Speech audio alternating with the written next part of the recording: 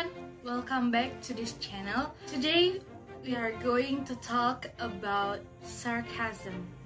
First of all, I would like to introduce myself and my friend. My name is Christina Hotmawati Tambunan and my friend is... Hi, I'm Glennie Christie. And the last is... Hello everyone, my name is Elisa Noviani. If you want to know more about sarcasm, you must watch this. What is sarcasm? Sarcasm is an ironic or satirical remark tempered by humor. Mainly, people use it to say the upside of what's true, to make someone look or feel foolish. Okay, so sarcasm means saying the upside of what you mean for the purpose of humor or criticism. Many times, a key giveaway that a person is being sarcastic is the tone of their voice or the tone of their writing. The tone is usually on the hostile side. After all, the word sarcasm comes from the Greek root sarcasm, which means to tear flesh like dogs. Okay, the next is the type of sarcasm. This topic will be explained, my friends. Now, we are talking about type of sarcasm. The first is self-depreciating. Self-depreciating sarcasm is basically when you poke fun at yourself by overstating a sense of inferiority. While regular self-depreciating comments can become an unhealthy habit and a negative reflection of your self-esteem, self-depreciating sarcasm actually signals confidence. This type of humor is often used to signal humility. You know when and how to laugh at yourself, and that's great. It's also useful when you're trying to relate and connect better to others, as it signals that you are approachable and you don't take yourself too seriously, which can help people open up to you more easily. The second is brooding. Brooding sarcasm is when the speaker says something that sounds polite, but they are really complaining and say it with an irritated tone.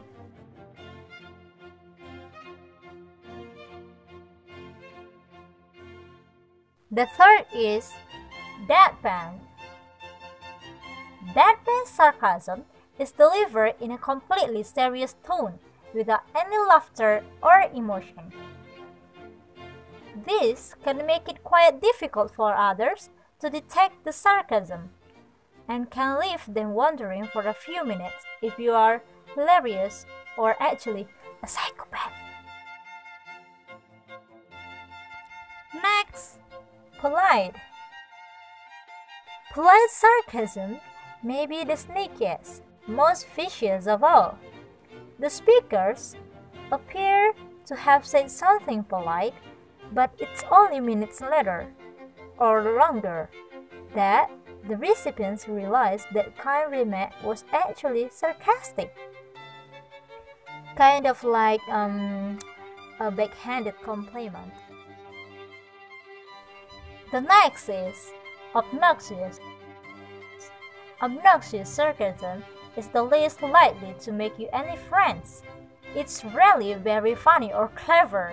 Rather, it usually comes across as juvenile and annoying.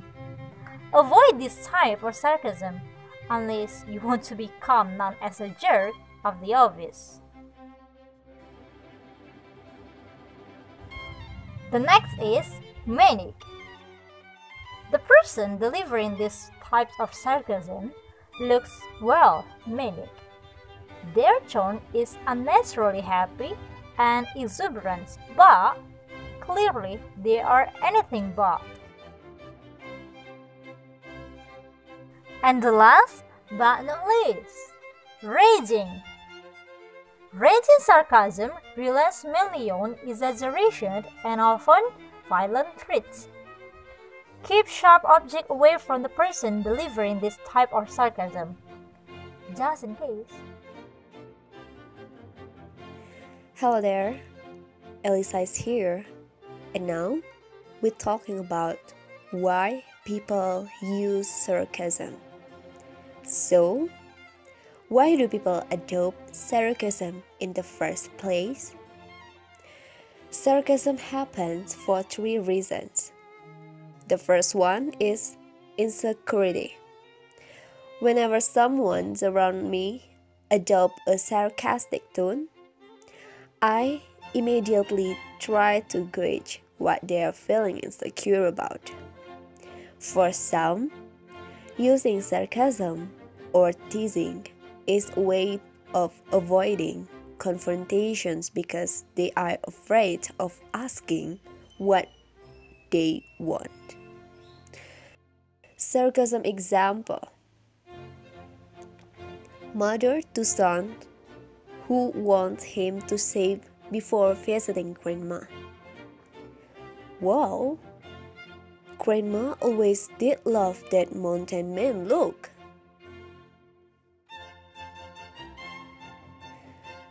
And next, the second one is latent anger.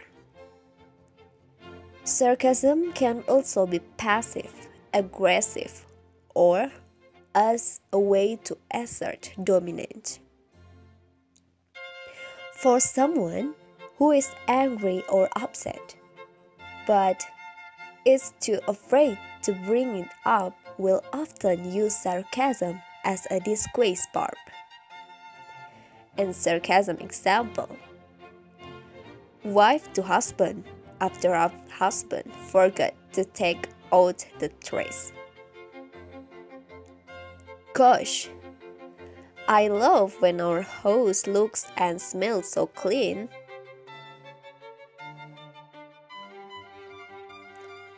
And the third is social awkwardness. When people are not good at reading those around them, or are not sure how to carry on the conversations, they will often employ sarcasm, hoping it sounds playful or affectionate.